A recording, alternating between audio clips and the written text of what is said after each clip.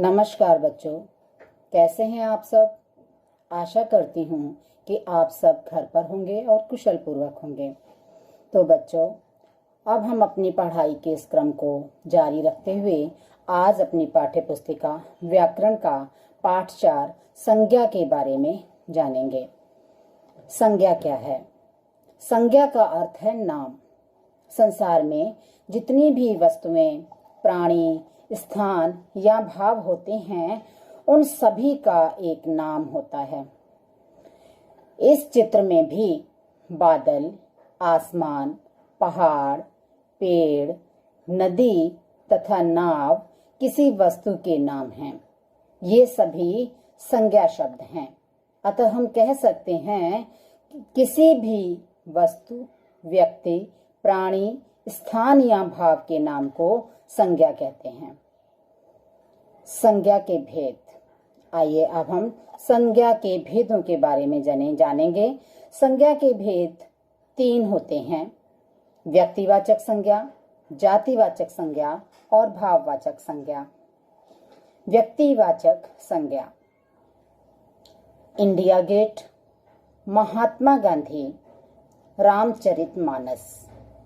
इन उदाहरणों में India gate एक विशेष स्थान का नाम है, महात्मा गांधी एक विशेष व्यक्ति का नाम है तथा रामचरितमानस एक विशेष ग्रंथ का नाम है। अतः ये सभी व्यक्तिवाचक संज्ञा हैं। अतः हम कह सकते हैं कि जिन शब्दों से किसी विशेष व्यक्ति, प्राणी, वस्तु या स्थान के नाम का पता चलता है, उसे व्यक्तिवाचक संज्ञा कहते हैं। व्यक्तिवाचक संज्ञा के कुछ अन्य उदाहरण हैं: श्री राम, गुरु गोविंद सिंह जी, मुंबई, कोलकाता, अमेरिका, भारत, ताजमहल, रामायण, हिंदी, संस्कृत, रविवार, जनवरी, होली, ईद आदि।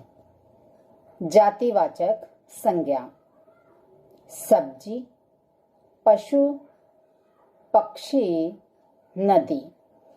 इन सभी उदाहरणों में सब्जी, पशु, पक्षी और नदी शब्द सभी प्रकार की सब्जियों, पशुओं, पक्षियों और नदियों का बोध करा रहे हैं, न कि किसी एक विशेष का।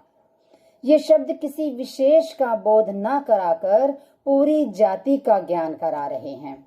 अतः ये सभी जातिवाचक संज्ञा हैं। अतः बच्चों, हम कह सकते हैं कि जिन शब्दों से किसी प्राणी, वस्तु या स्थान की पूरी जाति का पता चलता है, उन्हें जातिवाचक संज्ञा कहते हैं। जातिवाचक संज्ञा के कुछ अन्य उदाहरण इस प्रकार हैं: लड़की, आदमी, गांव, पर्वत, पशु, पुस्तक, सागर, स्त्री, भवन, पक्षी आदि। अंग्रेजी व्याकरण के प्रभाव के कारण अब जातिवाचक संज्ञा के 2 भेद और माने जाने लगे हैं। ये इस प्रकार हैं: नंबर 1 समूहवाचक संज्ञा और नंबर 2 द्रव्यवाचक संज्ञा।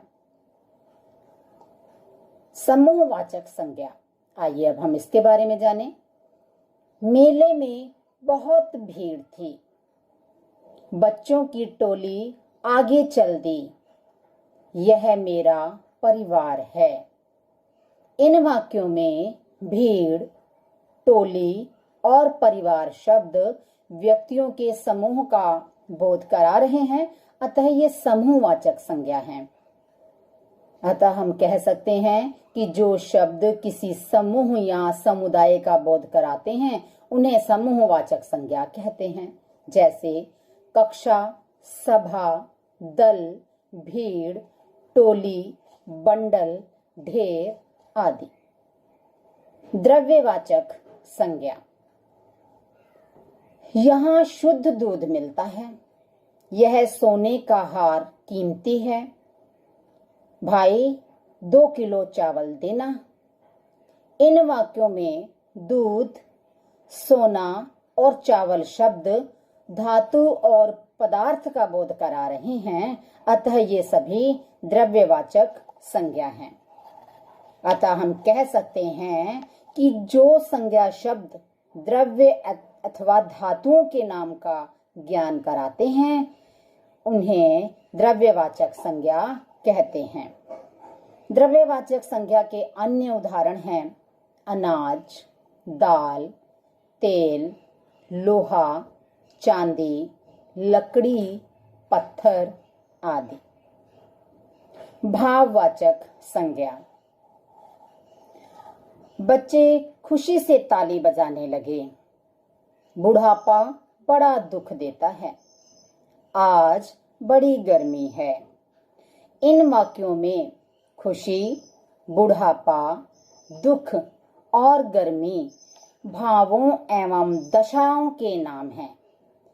इन्हें ना तो हम देख सकते हैं और ना ही छू या पकड़ सकते हैं, इन्हें केवल अनुभव किया जा सकता है। ये सभी भाववाचक संज्ञा हैं। अतः हम कह सकते हैं कि जिन शब्दों से किसी प्राणी या वस्तु के गुण, धर्म, दशा, अवस्था, भाव या स्वभाव का ज्ञान होता है उन्हें भाववाचक संज्ञा कहते हैं। भाववाचक संज्ञा के अन्य उदाहरण हैं सुंदरता, वीरता, मोटापा, दया, क्रोध, जवानी, बचपन, आनंद, दुख आदि। बच्चों, इस तरह से आपने इस पाठ में संज्ञा, उसके प्रकार एवं भाववाचक संज्ञा बनाने के विषय में जानकारी हासिल की है। आप ध्यानपूर्वक पाठ देखकर समझने की कोशिश करें तथा आगामी आने वाली वर्कशीट में दिए जाने वाले काम को ध्यानपूर्वक करें। अब इस पाठ की यहीं समाप्ति होती है। आप सब स्वस्थ एवं कुशल रहें। धन्यवाद।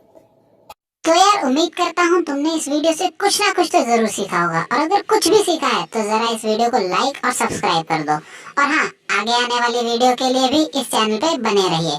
तब तक के लिए गुड बाय।